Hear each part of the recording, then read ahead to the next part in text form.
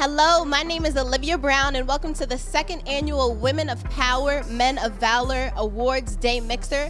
I'm so excited to be here with you guys today at the Pyramid Club in Center City, Philadelphia, a prime location for networking with young professionals. And today we are taking over the space to award 10 honorees who we are so excited to hear from today. But if you didn't have the opportunity to be with us last year, this is also a day packed with live performances, our inspirational speakers, networking, food, and much more. We also provided a special millennial ticket today, so we're super excited to have given them the opportunity to come alongside us within this day. So if you are ready to join in the movement, today is Women of Power, Women of Valor, and we are hoping to bring you alongside with us to networking and much more.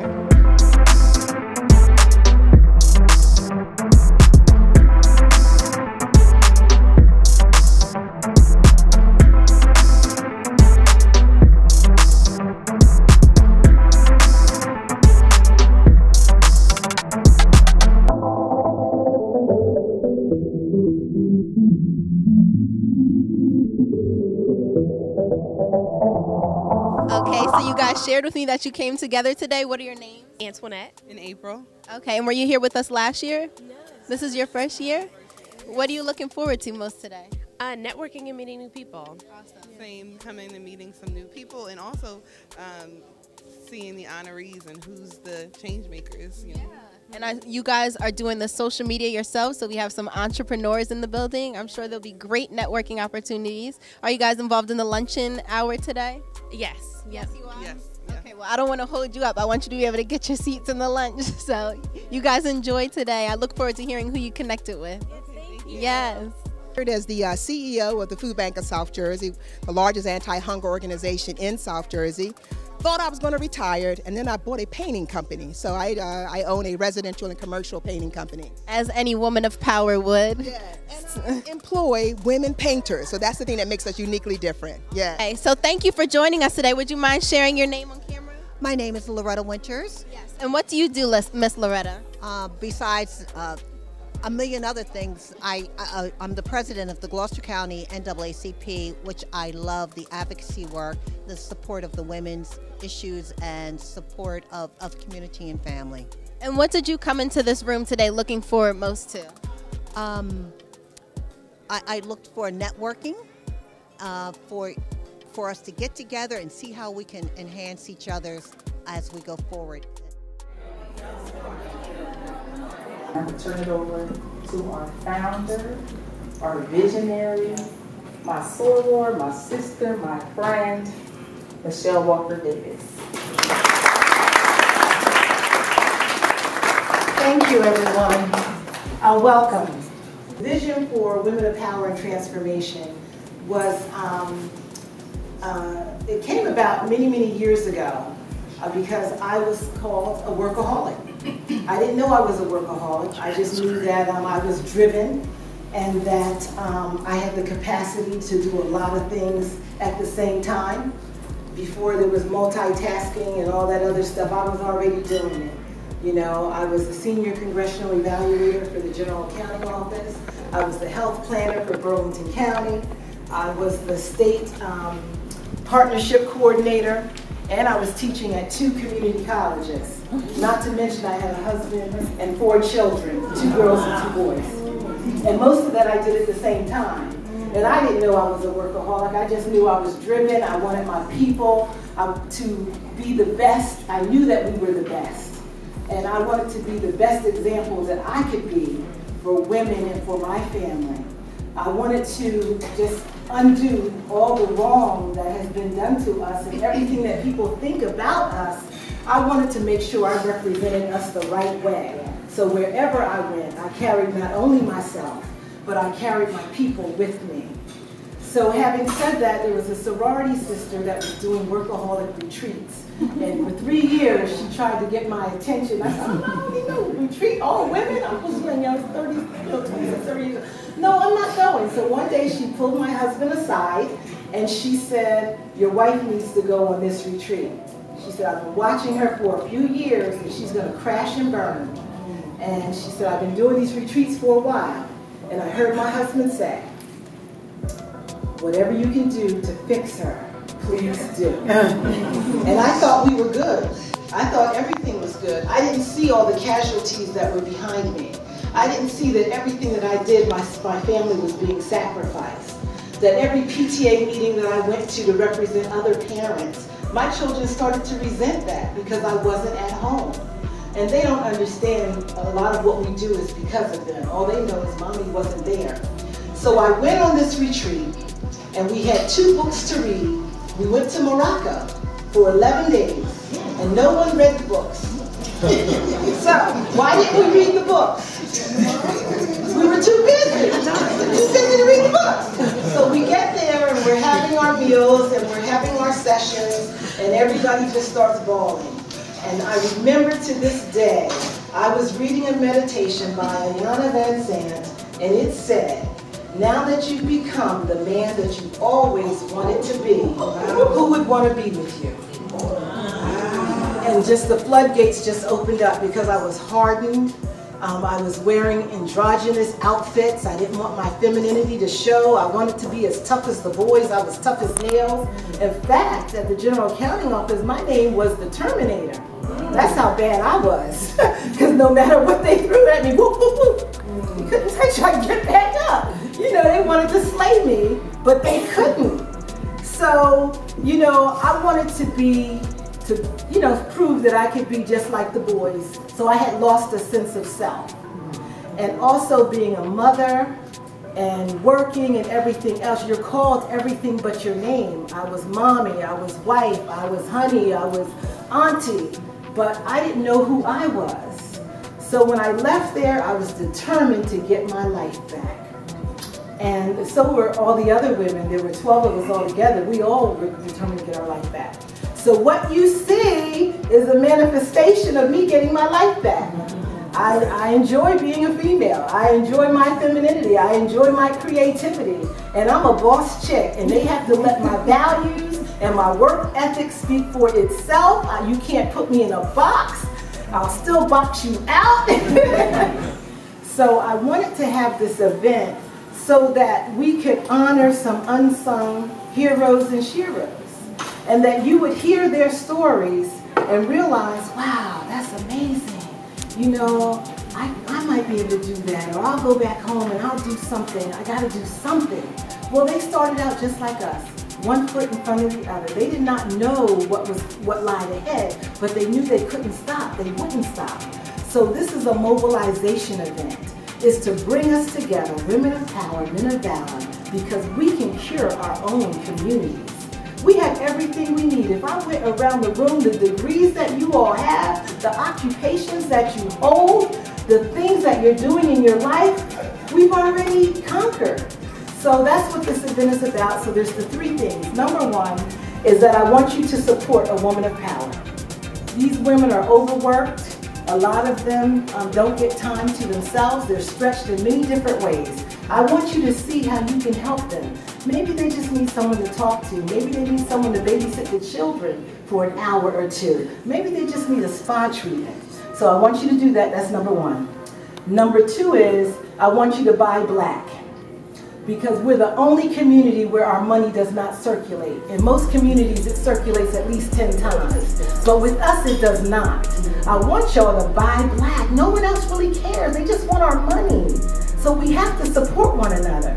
Each of those vendors out there, they own businesses. They're trying to make a living. We're all trying to make a living. So if we don't buy from each other, who's going to buy from us? So that's the second thing. And the third thing is bring somebody along. Help somebody. Give back in any way that you can. And that's all I ask of you. Thank you, and God bless you.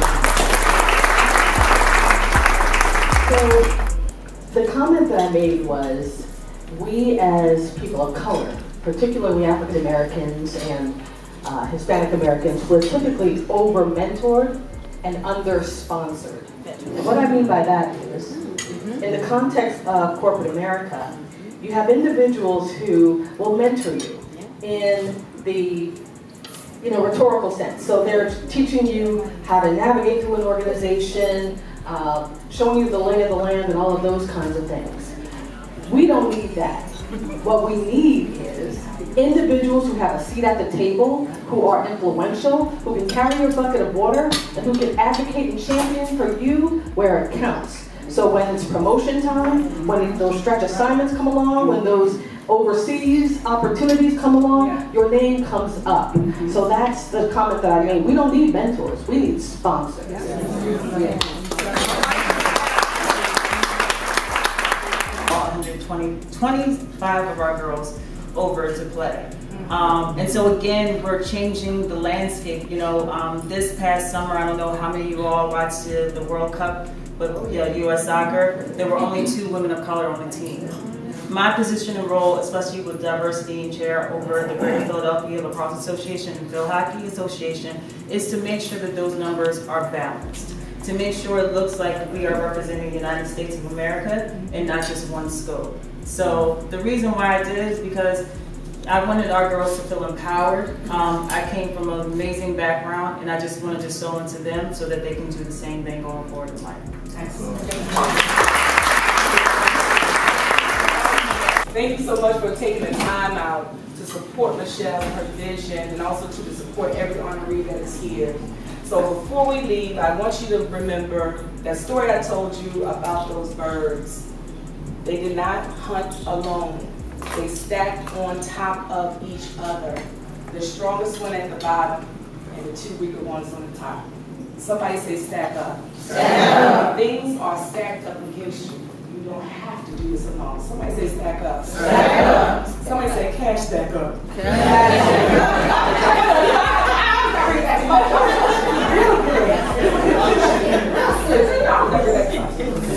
Stack up. This is not by happenstance that you're sitting at these tables, listening to these honorees. This is a time for you to further on with the networking. We cannot do this alone. Could one of you just share what one of your most impactful takeaways was from that power luncheon? I think for me, it was hearing everyone's story that was so full of triumph. It's like each of them shared the obstacles that they faced as men and women of color, but because they were all driven by purpose based on their various life's journey, that they knew that they had to keep going even though they were faced with so many obstacles. So for me, it was the testimonials of resilience and strength and encouragement that said, you know what, yes, I'm facing X, Y, or Z as an obstacle, but I have to keep going. I owe it to myself and to those that I desire to impact to be an example and a role model. That's awesome. Is there a standout honoree that you're now excited to see honored with their award tonight? And forgive me, I'm trying to remember everybody's names. The twins. Okay. Yeah, they have such a powerful testimony of spiritual obedience and how God has blessed them and prospered them. They don't view anything that they've acquired as their own. They view it as His, that He's given them to basically give back to the world. And it's a testament, because so oftentimes in society, you know, those of us that are faithful tithers and cheerful givers, you know, if you experience your own hardship or struggle, well, if you stop giving all your money to the church and if you would stop doing this, that, and the third, people don't understand that there's so much spiritual significance in having a servant's heart. And I think for them, for me in particular, it was really affirming to hear somebody else say, you know what, yeah, you're gonna have your naysayers, but keep doing what God has led you to do, and you'll be okay when it's all said and done. William, so you got to participate in our VIP lunch portion. Could you share with us with one of your most impactful takeaways for us from that hour?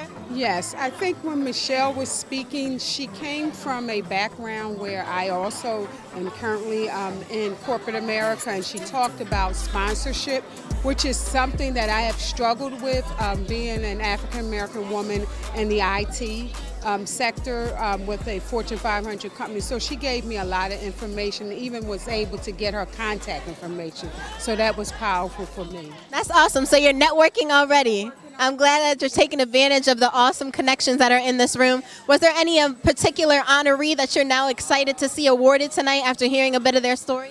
I think just hearing everyone's story, not one particular person, because each one touched me. I don't remember her name, but the last person who spoke, and she was running late, and she was talking about when she was in a bad place and God just touched her, and that's how she started that organization, Start Where You're At. That was also impactful for me as well. So would you mind sharing your name? My name is Tashira Ayers. We're so glad to have you here with us this evening. So you are a participant in our VIP lunch portion of the program. Would you mind just sharing what one of your most impactful takeaways was from that hour? Absolutely. Well, first of all, it's beautiful and it's great to see all of the honorees and the host. The host was phenomenal. She really engaged the audience and got everybody involved. I agree with her when she said that one thing that was synonymous between the group is its selflessness, and everyone gave back in their own particular way. There were a couple people that resonated with me personally. Michelle Gadsden-Williams, she talked a lot about, specifically about Black women or Black professionals in general need more sponsorship as we do mentorship. And I personally have experienced that as a corporate professional, that they mentor you to a certain place, but then at the end of the day, money talks. You know, and so when it's time to present ourselves in front of audiences for promotion or advancement or funding for businesses, it seems to cut off there. So I agree with her. That was something that resonated with me. Yeah. Thank you so much for sharing your insights. Ron Tucker. Ron Tucker. Okay, I'm Olivia, and I would just love if you could share with me what one of your most impactful takeaways was from our lunch portion. I think the most impactful thing for me was just how inspiring it was to see the different women and men who are being honored with their different backgrounds, but how everything was similar, you know, with working with the community. I felt that, you know, it was an excellent message to be able to deliver. You know, I brought my 24-year-old daughter to be able to hear this, so that when we go back to our own communities, you know, what do we want to do to expand and help in our community, right? We donate money, we do other things like that, but what kind of program can we develop to really make it wider? So it was very inspirational. So thank you so much for joining us today. We're so happy that we're able to honor the both of you this afternoon. Could you just share a glimpse of what you might have just shared within the lunch hour to the rest of the guests? Yes, we've been very blessed to have the opportunity to give to those, especially scholarships, because as we shared in the room, scholarships allow those who are doing well in school, who are excelling but may not have the money to continue to build their own dreams and set up their own lives and have their own resources ultimately. So it's very important that we, you know, actually lift up our students who already have great GPAs, they're excelling academically, and we want to make sure that they complete their course. And that's really our goal, is to help them complete their course. And then we also have witnessed them giving back as soon as they graduate. So it's motivating for us as original donors, but it's a snowball effect. And that's what we were saying. Even if someone only gives $25, you can't match $0 if you have a matching gift challenge. And so no amount is too small. It's really how big your heart is and what the Lord leads you to give. And like we said in Luke 12:48, God's word says, to whom much is given, much is required. Remember, it's given first, and then he asks you to what to do with it. So it's not something, he's not telling you to make bricks out of straw. He's actually giving you the resources and giving you the heart to give with those resources. And so that's very important to us. It's his money. That's the main thing. Remember, it's his money. He only asked for 10% tithing. The rest, the tithing is his promise because he gives it back to us. But the giving is our promise for the faith that we have in him. And that's part of what we shared in the room. And we're so honored and humbled to be in the room of all these wonderful women of power and men of valor who have incredible testimonies, who've actually lifted us up today. With me, Sharonda Ball. Okay, and I'm Olivia. And if you could just share what one of your most impactful takeaways was from the lunch hour that you just sat in. I think my most impactful thing was just to hear about the different honorees and just their path to get to where they are today, what they've done to be honored. One thing that I take away is that it was just really, they spoke about a collaborative effort, that they didn't do everything by themselves, that it really was a collaboration of family and friends and community. So I think that's what I really take away. Just sometimes in business or when you're at work, you feel like you're by yourself. But when you want to take that next step, it's not all on you. It's on you and your community and on your village. Awesome. Really feel motivated to pull from my village. Most of you know that I'm Michelle Walker Davis, and this is the Women of Power, Men of Valor event. It's our signature fundraising event. We do this. This is our second year, and it's going to be our annual. And we're going to fill up the Pyramid Club. This club has a history of not being open to us. We were not allowed to be in the Pyramid Club. And when I had the vision of wanting to have something to bring us together, and I always believe that we're the best and we're the epitome of everything. We're Black excellence all day long, 365, 385. You know, that's the way I see y'all. So I had a woman that told me, and she was a sister, that we couldn't go to the Pyramid Club. We should be at 3801 North Street. And for those in Philly, you know where that is. That's in our neighborhood, and it's a nice place. It's a catering place, but it's not the Pyramid Club. So I said to her, because we weren't allowed, and because you don't think that we belong there, that's exactly why we need to be in the Pyramid Club. So every year, we have rented this place out. It holds 500, so we have room to grow, but it's important that we're here because we belong at the top. So don't let anybody tell you where you don't belong. And that's the worst thing you can tell me is no. You better give me a yes, because you help. But she never stopped dreaming. She never stopped thinking about everybody in this room. She works very, very hard. For those of you who have the benefit of being in the VIP and the Power Luncheon, you got to hear her talk about how you got to hear her talk about why she started it. But I want to tell y'all something. I mean, this looks great. This is beautiful. We're having a beautiful time. Y'all look amazing. You look beautiful. But do you really understand what it takes? Like, I know what she goes through to do something like this. She works tirelessly. Tirelessly. Her family doesn't see her. Everything is about making this work. I've never heard her say anything about for herself, what I want. Never. It was about the people who come. What are they going to get? It has to be perfect. It has to be wonderful. Our honorees deserve it. It was always about the honorees and the whole process of selecting honorees. There's criteria. And she's very, very adamant that you get the acknowledgement and the recognition that you so deserve, because you do transform lives. You're doing it on a daily basis, whether or not you realize it, but you really are changing lives of people that you connect with. And so she wanted to honor that and honor you. But I just want to celebrate her for who she is. I know her, we've been with each other forever. She's in 102. But she works very hard. And what goes into this organization, just by the people that she recruits and the people that she brings on board and the connections that she makes, is incredible. So I just want to take this time to celebrate you. You know I love you to the moon and back and up and back and all that. We're not going to cry. But help me celebrate her around the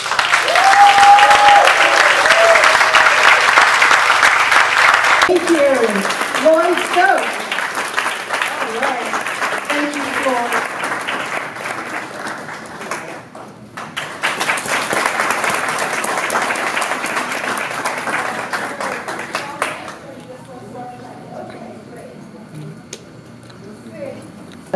So they are the first recipients of our Man of Valor, Women of Power, Men of Valor Award. This is a custom painting by one of our Syracuse alums, Keith Brown. And with that, we did a print for each of you. And so if I can have the first bag, just one. All righty, God bless you. That had 250,000 employees. Now she works for a company with 500,000 employees. That's 500,000 employees. And she's the chief diversity officer. Okay? All right. So not only is she making sure that we have a seat at the table, but she's written that book called Climb so that we all know about her story while also fighting an illness, a debilitating disease. She did all of these things. So when we spoke, she told me about her book, and I wanted her to come, and she said, well, how many books do you need? And I told her 300, and she provided me with 300 signed copies of her book. And you know what? I didn't even know how to thank her because I only saw that done on television shows. Honest to God, I didn't know what to say. But underneath your chairs, you have a copy of her book, and she signed each copy this morning herself.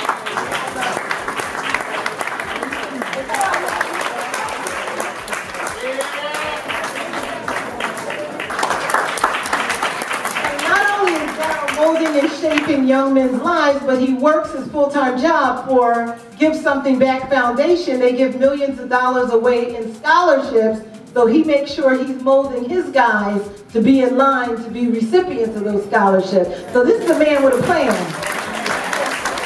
I'm honored to be here at this event today. Thank you to Ms. Michelle for having me. I do want to bring up that when Ms. Michelle was speaking earlier about why she started this event in the VIP luncheon, she was saying, a lot about how there are, women who are workaholics, who work day in and day out, and do amazing things for the community, amazing things for their families, and don't necessarily get the type of recognition that they deserve. And so she wanted to find a way to. This was a form of her getting her life back and reclaiming her life and her time back by saying, I see you, my sister. I see you, my brother. Let me acknowledge you and all that you're doing. And there is a magic in that. And so I wanted to speak a little bit to Black women, women of color, and girls of color who work day in and day out and go through the many struggles that we go through and still show their magic through it all. So this piece is called Being a Black Girl. Sure that these girls not only make it to college to play lacrosse and field hockey, but also she prepares them for the Olympics. So that's going to be big. I'm going to the Olympics when I get there. All right, be there. All right, thank you, Dad.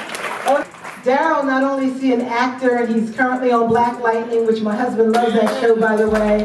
So you'll see him in 2 episodes this season and the next season, I believe. But what I love about Nakia is that not only is he an actor, but he has a camp and a workshop and a studio for children so that they learn not only how to act, but behind the scene roles also. So let's give it up for Hal.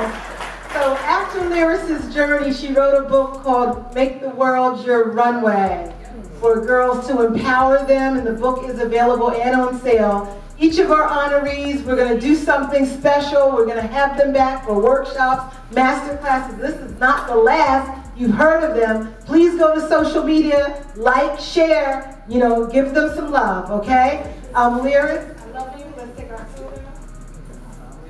So I want to thank you for coming, for being with us. Thanks be to God Most High, of course. Now we have an after-party dessert reception. Please continue the networking and come back next year and tell somebody. Thank you.